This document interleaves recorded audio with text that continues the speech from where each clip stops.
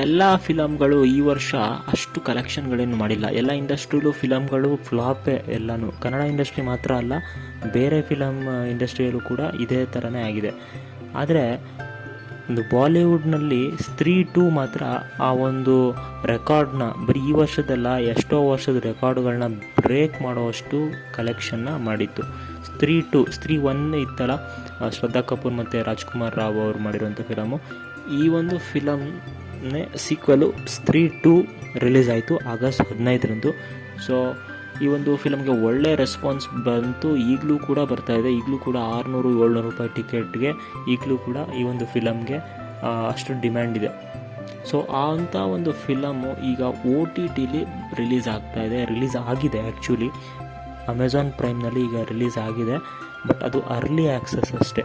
So ಏನಂತ ಅಂದರೆ ಅದನ್ನ ನೀವು ನೋಡಬೇಕು ಅಂತಂದರೆ ಸ್ವಲ್ಪ ಕಾಸು ಕೊಟ್ಬಿಟ್ಟು ನೋಡಬೇಕು. ಬಟ್ ಸ್ವಲ್ಪ ದಿನ ಆದಮೇಲೆ ಅದು ಎಲ್ಲ ಪ್ರೈಮ್ ಸಬ್ಸ್ಕ್ರೈಬರ್ಸ್ಗೂ ಫ್ರೀಯಾಗಿ ನೋಡ್ಬೋದು. ಬಟ್ ಈಗ ಅರ್ಲಿ ಆ್ಯಕ್ಸಸ್ ನೀವು ಈಗಲೇ ನೋಡಬೇಕು ಅಂತಂದರೆ ಇಂತಿಷ್ಟು ಅಮೌಂಟ್ ಅಂತ ಅಲ್ಲಿ ಇದೆ. ಸೊ ಅಷ್ಟು ಪೇ ಮಾಡಿಬಿಟ್ಟು ನೋಡಬೇಕು. ಸೊ ಅಮೆಝಾನ್ ಪ್ರೈಮ್ನಲ್ಲಿ ಸ್ತ್ರೀ 2 ರಿಲೀಸ್ ಆಗಿದೆ.